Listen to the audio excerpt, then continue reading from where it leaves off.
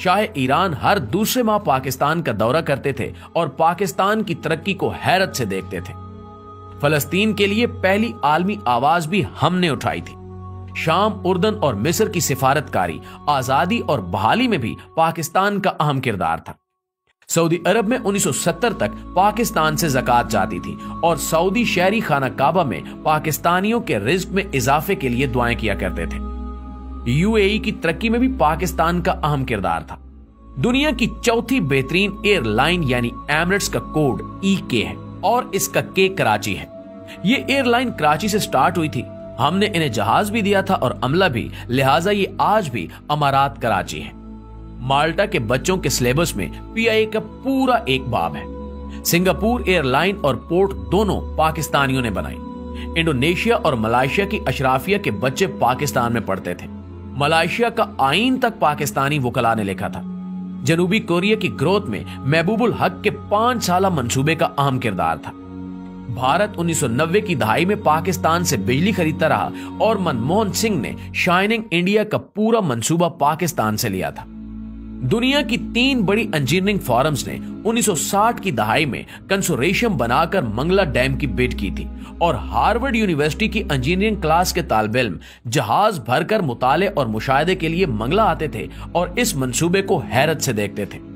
मुस्लिम दुनिया के 27 मुल्कों के फौजी अफसर पाकिस्तानी अकेडमियों में ट्रेंड हुए और बाद अज़ां अपने अपने मुल्कों में आर्मी चीफ बने। यूएई की फर्मर आवाज जैद बिन सुल्तान अल नहान 1970 की दहाई तक पाकिस्तान के दौरे पर आते थे तो इनका इस्तकबाल कमिश्नर रावलपिंडी करता था। हमारे वजीर भी एयरपोर्ट नहीं जाते थे और सबसे बढ़कर 1961 में जब अयूब खान अमेरिका के दौरे पर गए तो पूरी अमेरिकी काबीना ने सदर जॉन F कैनेडी समेत एयरपोर्ट पर उनका इस्तकबाल किया और सदर अयूब खान एयरपोर्ट से व्हाइट हाउस खुली गाड़ी में गए और सड़क के दोनों साइडों पर अमेरिकी अवाम फूल लेकर खड़े थे और पाकिस्तान जिंदाबाद और वेलकम वेलकम के नारे लगा रहे थे। नाज़रीन ग्रामी, पाकिस्तान ने एक दौर ऐसा भी देखा है जब दुनिया हैरत से इसकी तरफ देखती थी और ये जर्मनी और जापान जैसे मुल्कों को कर्जे और इमदाद देता था। लेकिन फिर इस मुल्क पर एक ऐसा दौर आया जिसमें हम $1 अरब के लिए दुनिया के दरवाजे पर भिखारी बनकर बैठे हैं और दुनिया हमें गरूर और नफरत से देख रही है। एक वक्त था जब हम वीजे के बगैर पूरी दुनिया में सफर करते थे और एक वक्त अब है जब हमें अफगानिस्तान के वीजे के लिए भी कतारों में खड़ा होना पड़ता है। ऐसा क्यों हुआ? क्या कभी हमने सोचने की जहमत की है? हमें मानना पड़ेगा कि हमने बड़ी मेहनत और जदोजहद से इस मुल्क को तबाह बर्बाद करके रख दिया है। मगर सवाल फिर भी वही है कि क्या हमारे पास वापसी की कोई गुंजाइश है?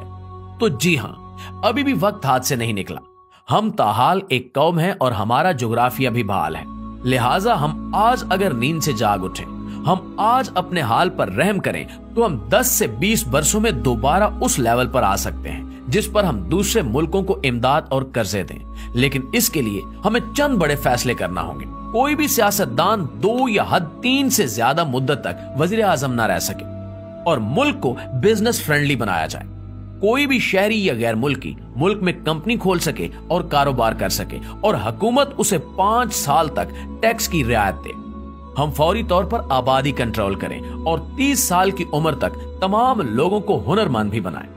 मुल्क में कोई शख्स बेहुनर और बेरोजगार ना हो। और आखिरी मशवरा, मुल्क के तमाम स्टेक होल्डर्स एक ही बार बैठकर अगले 20 साल का कौमी मंसूबा तैयार कर लें और फिर कोई शख्स उसे छेड़ने की जसारत ना करे और जो करे उसे करार वाकई सजा दी जाए।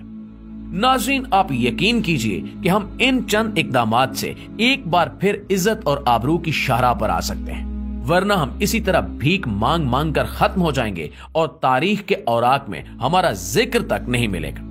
आखिर में दुआ है कि अल्लाह ताला इस कौम पर, अल्लाह ताला इस वतन पर अपना रहम करम नाजिल फरमाए। आमीन सुमा आमीन।